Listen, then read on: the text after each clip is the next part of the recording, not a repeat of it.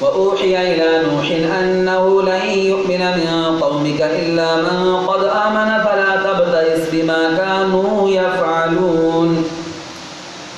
واصنع الفلك بأعيننا ووحينا ولا تخاطبني في الذين ظلموا إنهم مغرقون ويصنع الفلك وكلما مر عليه ملأ من قومه سخروا منه قال إن تسخروا منا فإنا نسخر منكم كما تسخرون فسوف تعلمون من يأتيه عذاب يخزيه ويحل عليه عذاب مقيم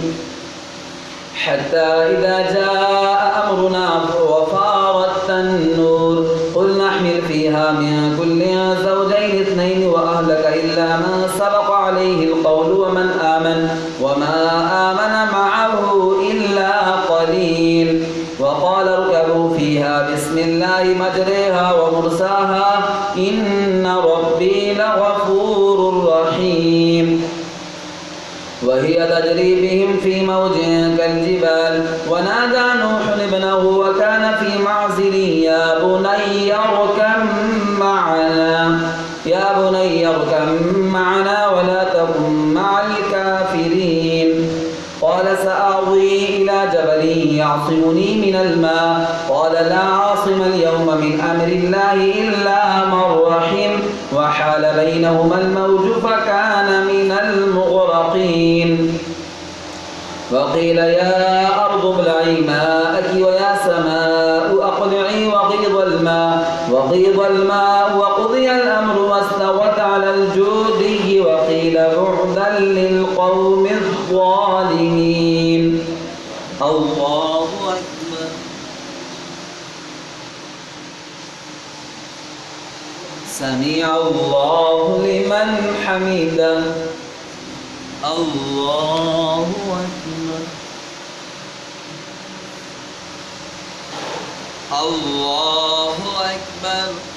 الله أكبر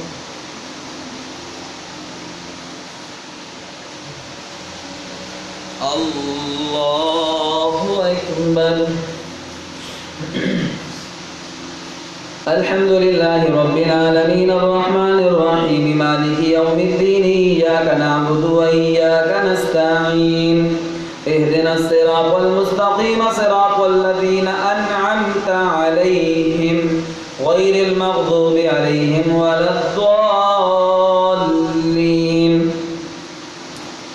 ونادى نوح ربه فقال رب إن ابني من أهلي وإن وعدك الحق وأنت أحكم الحاكمين قال يا نوح إنه ليس من أهلك إنه عمل غير صالح فلا تسألني ما ليس لك به علم إني أعظك أن تكون من الجاهلين